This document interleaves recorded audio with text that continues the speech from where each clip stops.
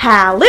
It's Lolly! Welcome back to my channel. So for today's video guys, papakita ko sa inyo kung paano ma-achieve ang bushy, feather, natural brows gamit itong Browly Soap Booster. If you want to know how I do it, please keep on watching! Lollipop, lollipop, oh, lolly, lolly, lolly, lollipop. Boom, boom. Alright guys, so before we jump into the video, don't forget to hit the subscribe button down below. I-click mo na rin yung bell button beside it so you'll get notified whenever I upload a new video. So sa video na to guys, ang pag-uusapan natin ay ibang klaseng hair, ang hair sa ating kilay. Actually, meron na akong tutorial before of creating feather brows, pero ngayon, tatry natin ay ibang klaseng product kasi siya ay may kasama na rin na setting spray. So this brand is called Browly and they have a soap booster which is in transparent.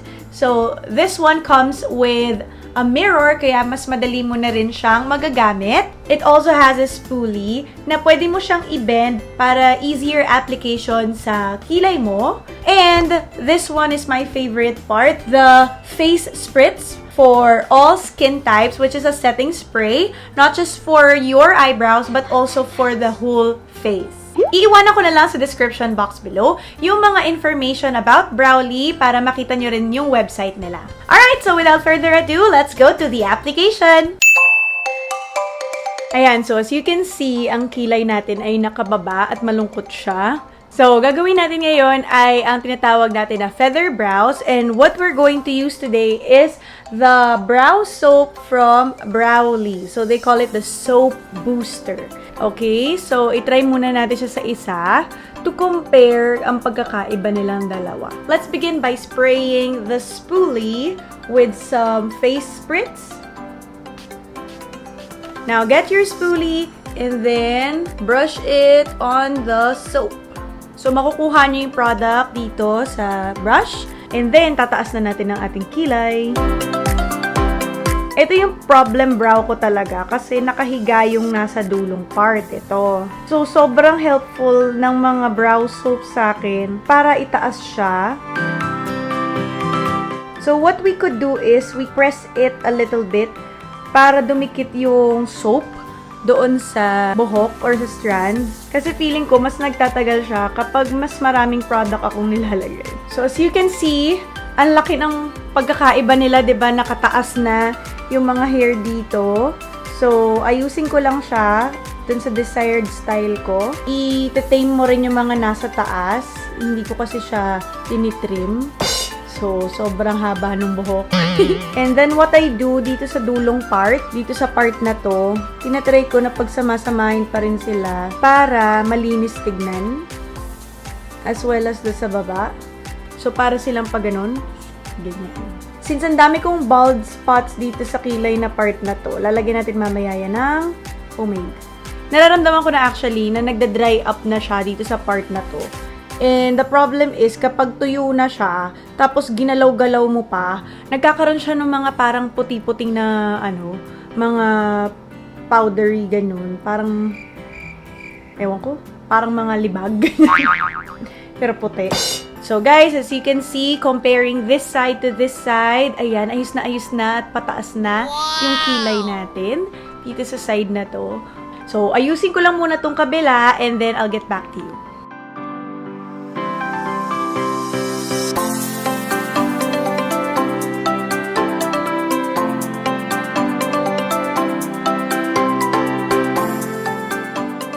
So, now, pifill in na natin yung mga gaps tsaka yung mga sparse area ng brows natin.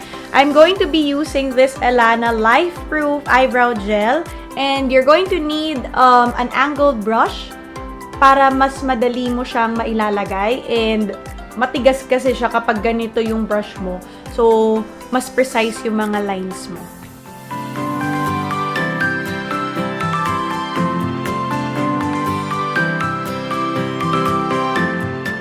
So, since what we're going for is a natural look, hindi natin masyadong gagawing pack na pack yung kilay mo para makikita pa rin yung mga strands ng hair.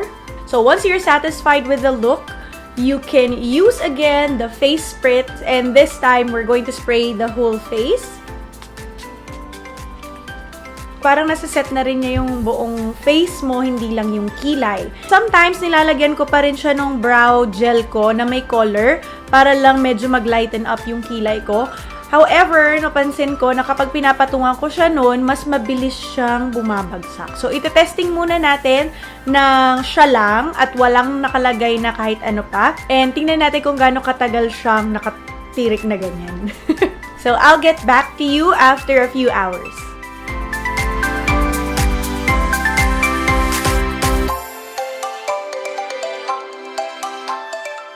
Hi guys! So, it's mga, oras na ba? Parang mga 2 o'clock na yata ng afternoon. And as you can see, yung side na bumabagsak lagi yung kilay ko, ayan bagsak na siya. Hindi na siya nakataas. Pero ito, ayan, medyo feathery pa yung brows ko sa side na to. Maybe another reason is yung sweat. Kita nyo naman na pawis na ako. Ang dami kong ginawa. But what's good about it is, kapag ginamit mo uli yung spoolie or yung finger mo, tapos i-brush up mo uli siya, pwede siya uli mag-feather. So, di ba, hindi naman lahat ng makeup ay all day, di ba? Kaya nga nagre-retouch tayo. So, ganun din siya. May lagkit pa rin siya eh. So, ibig sabihin, may soap pa rin doon sa part ng kilay ko.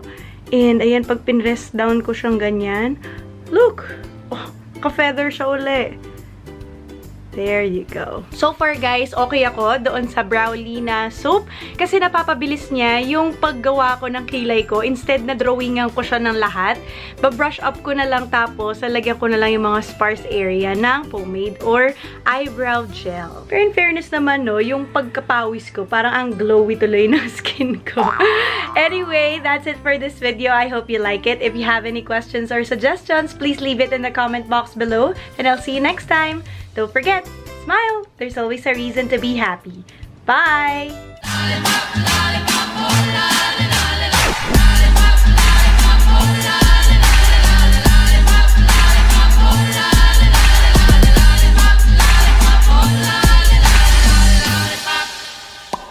Boom, boom.